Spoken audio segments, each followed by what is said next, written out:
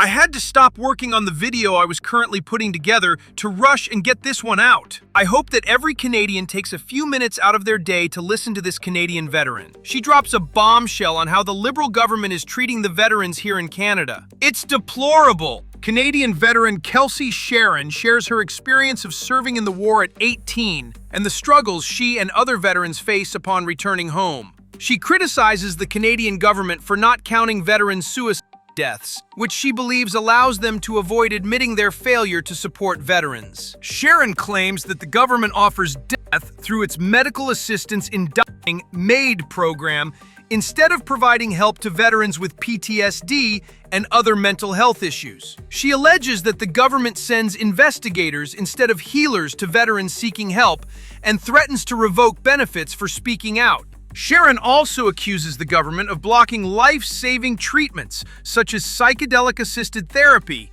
and instead offering electroshock therapy. She even calls out the Liberal government on how they're cutting subsidies and funding to Veterans Affairs, only to give those needed funds to immigrants. I was all like, you give them hell, girl! She demands accountability from the government, calling for them to count veteran deaths, stop offering MAID as a policy, and fund effective treatments. Ultimately, Sharon urges the government to prioritize the well-being of veterans and live by the military's motto, "We never leave anyone behind." But don't take my word for it. Listen to what she has to say and hear it for yourself, especially the last part of her statement.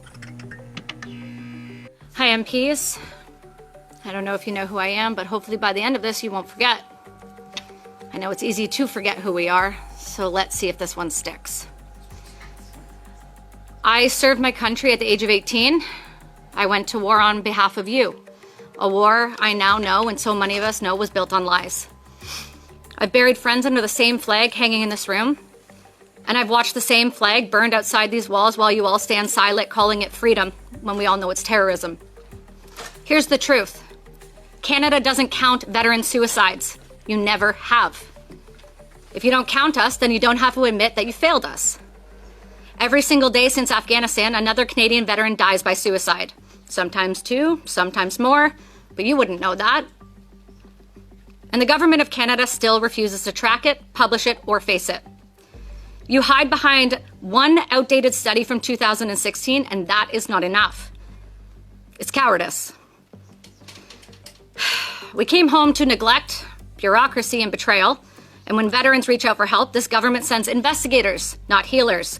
We're followed, watched, drugged, and not treated. And when that doesn't work, our system offers us death. I helped break the story when Veterans Affairs began offering MAID to this lovely lady right here on my show. You said it stopped. Fun fact, it hasn't. You're still offering MAID, still issuing now NDAs and payouts to shut us up. I know this to be fact because everyone comes to me privately. Over 20 veterans have confirmed been offered MAID, and I have the proof. And I have proof of more. Offering death to the people you sent to war is moral rot, and this government is full of it. It's betrayal of the highest order.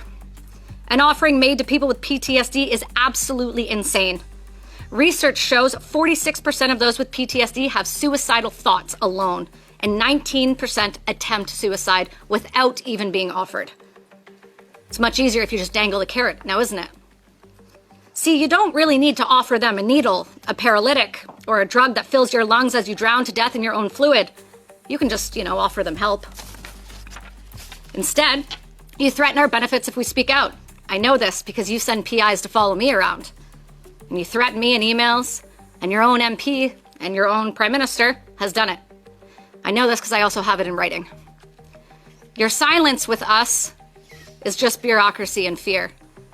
And your Veterans Affairs Minister, a figurehead with zero credibility, blocks veterans online for telling the truth. I also know this because she called for a photo op with me. And when I said no, she began blocking my posts on social media for me calling her out for her hypocritical continued behavior. Because weak leaders like Jill McKnight breed case managers who think they can get away with anything, including to offer us to die. One of the reasons I say this so confidently is because I just did a press conference this morning with MAID and the expansion you guys are all wanting to roll out. At the same time, which is really fun, Senator Pamela Wallin of Saskatchewan is facilitating a backdoor closed meeting with MPs and senators with Canada's government-funded pro-death cult Dying with Dignity tonight, and you can all join. Lobbying our government to continue to expand death as a solution for the disabled, the homeless, mentally ill, and our veterans. The senator who says she cares about veterans' lives built a political platform off of us, and today she is lobbying in another room to kill us. You don't fix a broken system by euthanizing it, people. And while you fund death and continue to expand in 2027, you deny life-saving treatments. I don't know, psychedelic-assisted therapy, let's take that. A proven, peer-reviewed study and treatment to treat PTSD and depression. Other nations across the globe not only study it, but successfully use it. And Canada continues to bury it in red tape. I know this because I am the only person in Canadian history to legally receive medical psilocybin outside of a clinical trial. Before I was approved, Health Canada offered me electroshock therapy, and I am so sorry they offered that to you, don't you dare. There are other solutions, people. So think about that. This government would rather electrocute somebody who has a traumatic brain injury's brain into absolutely nothing instead of offering me a plant. One of the reasons I'm alive, and only reasons I'm alive, is because of Apex Labs fought through the extensively difficult special access program, not this government. They actually did everything they could to stop me. Every treatment that has helped me has come from outside of Canada, except for Dr. Greg Passy in Vancouver. Paid for by Americans, like Heroic Hearts Project, Defenders of Freedom, and private donors, not this government. While you hand out opioids and vending machines, acting like you're helping, we're begging for actual solutions you refuse to provide. This is what betrayal looks like. You spend $32 billion a year on Indigenous and veterans programs, yet the money never reaches the people who needs it. It dies in committees like this, paperwork, and photo ops. Meanwhile, $500 million go to foreign wars, while the soldiers who fought for this one can't get basic care. So let's be radically honest here, shall we? This room, this hearing, is theater, and every single one of you know it. Because somewhere in this country that used to look and act, smell, talk, and walk like Canada, a veteran won't make it to the morning. A family will lose their loved ones. A child will grow up without a parent, and the void they will leave will never ever be filled. It won't be because they were weak, not because they didn't try every single minute of their life just to keep breathing. It will be because this country that sent them to war and keeps sending kids to war built on lies refuses to bring them all the way home. And it will be your fault. The blood will be on your hands, not mine this time. And I will tell anybody who asks if they want to join, don't. They will leave you to die and step over your body to hand an immigrant your benefits, the ones you fought your whole career for. Veterans aren't asking for pity. We're demanding accountability. Count every death. Publish the data. Stop offering MAID as a policy. Have we lost our damn minds? Fund the treatments that work. Train actual case managers who speak English and know what we are going through. Stop selling our care to insurance companies like Manulife, because you did that too. You call us heroes when it's convenient, and you call us terrorists when we speak up. That's not leadership, it's shame. We were trained to fight for this country, and now we're forced to fight against it, just to stay alive after serving it. So yes, I live with PTSD, a traumatic brain injury, major depressive disorder, hearing loss, and treatment-resistant depression. But I'm still here. And I will spend the rest of my life exposing this government's failures until no veteran or person in this country sees MAID as a way out ever. And if you ignore us after today, every suicide that follows will belong to you. Because what you refuse to confront, you choose to allow. Fund the real solutions. Stop choosing drugs and death over healing and humanity. We have a saying in the military, we never leave anyone ever behind. It's time this government starts living by that. Thank you. Okay, there you have it. Now you can see and hear with your very own eyes and ears that the Liberal government doesn't care for our veterans.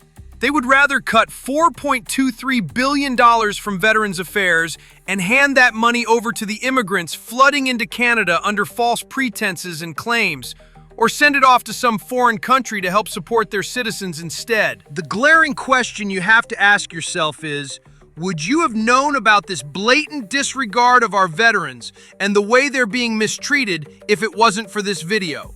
And why? Why didn't you learn this from the mainstream media?